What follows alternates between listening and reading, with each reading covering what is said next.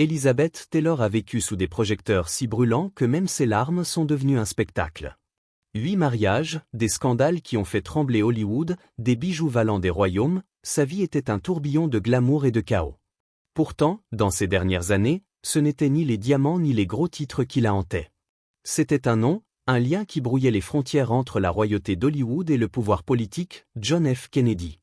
Avant sa mort en 2011, Elizabeth a murmuré une vérité qu'elle avait gardée pendant des décennies. Une relation avec le président le plus charismatique d'Amérique, faite de rire, de confidence et d'une intimité jamais pleinement avouée. Que s'est-il vraiment passé entre l'actrice la plus célèbre du monde et JFK? De ses débuts d'enfant prodige à ses confessions finales, plongée dans l'histoire d'Elizabeth Taylor, une femme dont la beauté a captivé des millions, mais dont le cœur a porté des blessures secrètes. Préparez-vous à découvrir une légende comme vous ne l'avez jamais vue. L'ascension d'une étoile et les premiers murmures.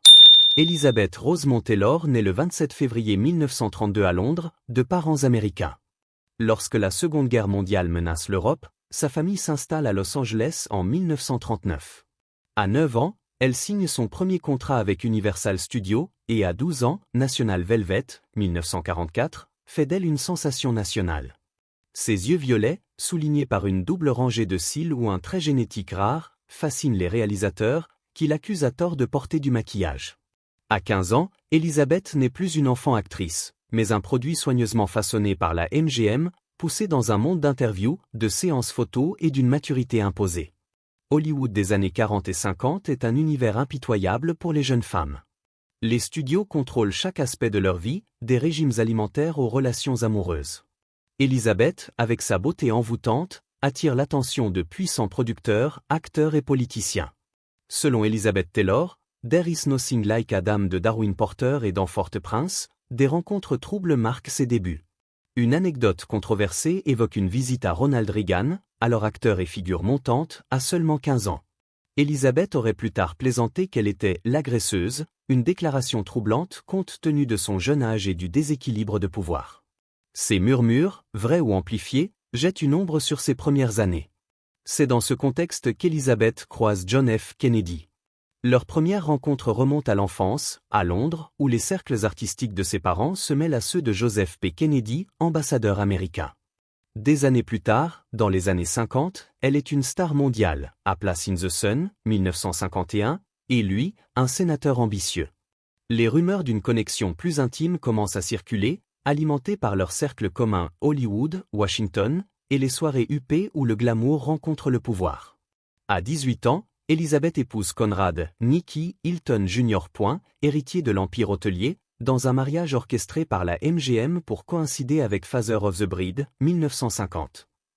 Mais l'illusion s'effondre vite. Hilton, alcoolique et violent, provoque une fausse couche. Leur union s'achève en 8 mois, laissant Elizabeth, à peine 19 ans, marquée par le traumatisme. Ce premier mariage, chaotique et destructeur, façonne son rapport à l'amour, une quête passionnée, mais souvent vouée à l'échec. Et c'est dans cette période d'instabilité que le nom de JFK commence à planer, une fascination qui la suivra toute sa vie. Le sénateur, la star et l'ombre du scandale. À la fin des années 50, Elizabeth est déjà à son 3e mariage.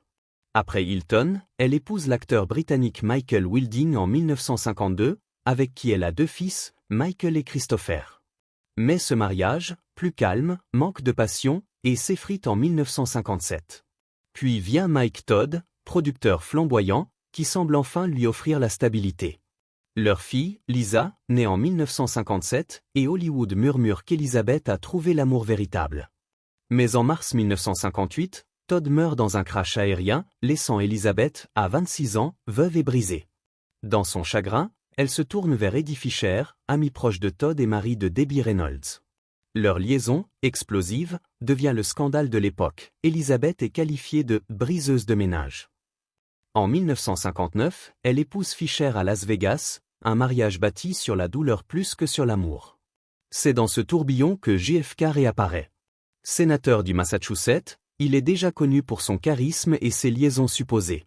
Introduit dans les cercles hollywoodiens par Frank Sinatra, il croise régulièrement Elizabeth lors de soirées fastueuses. Une anecdote tenace évoque une baignade nocturne chez l'acteur Robert Stack à Beverly Hills, où Elizabeth, JFK et Stack se seraient rapprochés dans une ambiance intime. Selon Elizabeth Taylor, There is nothing like Adam, cette soirée aurait brouillé les lignes entre amitié et flirt. Elizabeth, dans des confidences privées, décrit JFK comme magnétique, capable de la faire rire et de la comprendre sans la juger. Il parlait de l'Amérique comme d'un rêve, et moi, je lui parlais de mes cauchemars, aurait-elle confié à un ami. Jackie Kennedy, consciente des rumeurs, voit en Elizabeth une rivale redoutable.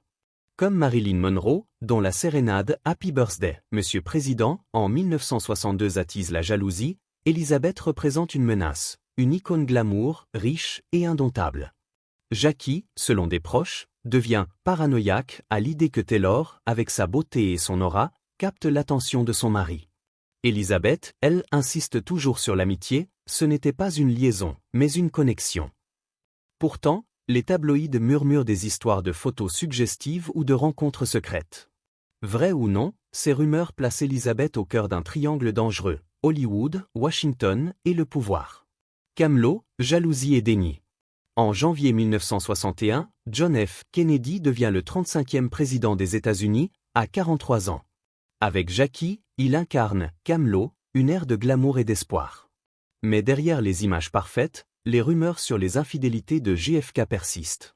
Elizabeth Taylor, alors au sommet de sa gloire avec Cat on a Hot Tin Roof, 1958, et Suddenly, Last Summer, 1959, est l'actrice la mieux payée du monde, signant pour Cléopâtra, 1961, avec un cachet inédit d'1 million de dollars. JFK, en Californie pour des collectes de fonds, croise à nouveau Elizabeth dans des cadres privés, bungalow de l'hôtel Beverly Hills, dîner discret. Des amis décrivent des conversations nocturnes où ils partagent leur lutte. Lui, le poids de la politique, elle, celui de la célébrité. Elizabeth insiste que leur lien reste platonique, mais les murmures parlent d'une intimité émotionnelle, voire plus. Une rumeur évoque des photos de JFK avec Elizabeth en maillot de bain, une autre une rencontre à trois avec Robert Stack. Ces histoires, amplifiées par les tabloïds, alimentent la légende. Pour Jackie, chaque mention d'Elizabeth est une blessure. Elle voit en elle une rivale qui, comme elle, domine par son style et sa présence.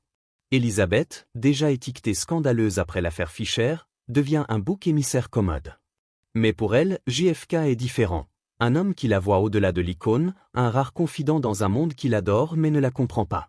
Cléopâtre, Burton et l'ombre du pouvoir. En 1961, Cléopâtra marque un tournant. Elizabeth, payée $1 million, devient une icône intouchable. Mais sur le tournage à Rome, sa liaison avec Richard Burton, marié, éclate au grand jour. Un paparazzi les photographie sur un yacht, déclenchant un scandale mondial.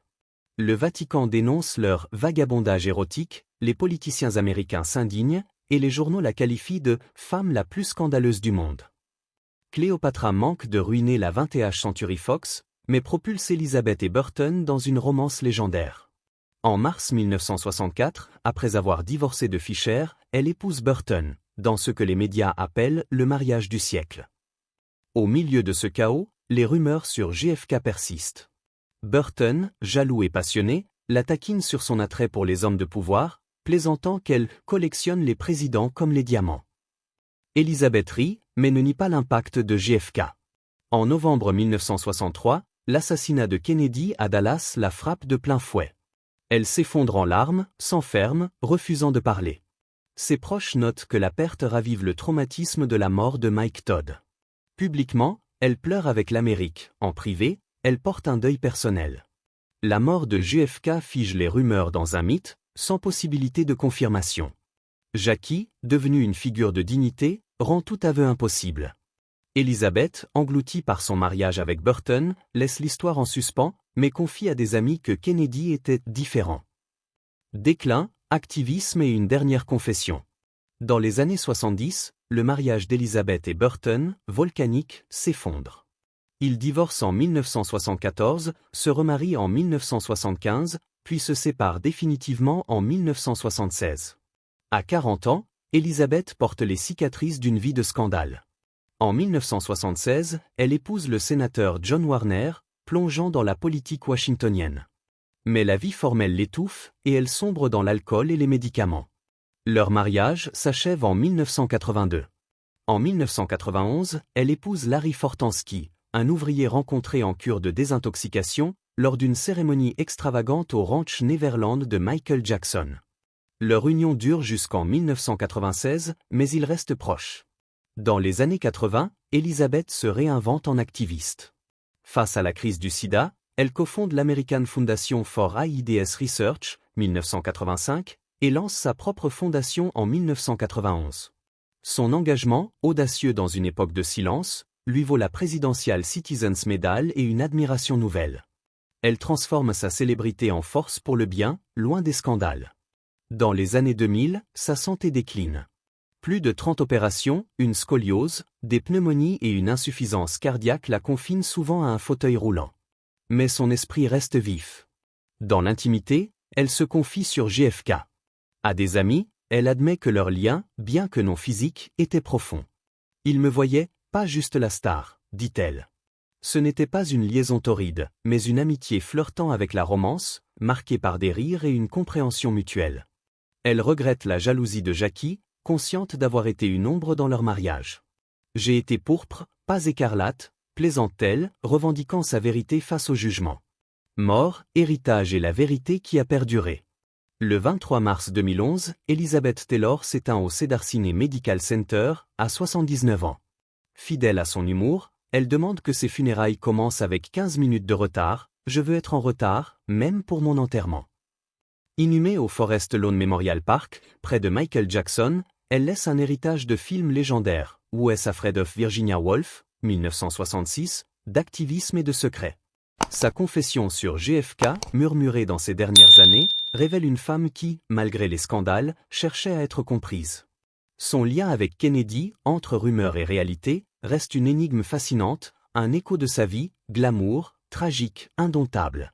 Qu'en pensez-vous ? Elizabeth Taylor et JFK partageaient-ils une véritable histoire d'amour caché, ou était-ce une rumeur amplifiée par leur aura ? Quelle est votre performance préférée d'Elizabeth, celle qui capture son génie ?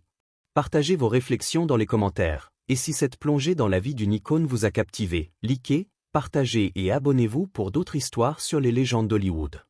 Elizabeth Taylor n'était pas seulement une star, elle était une tempête.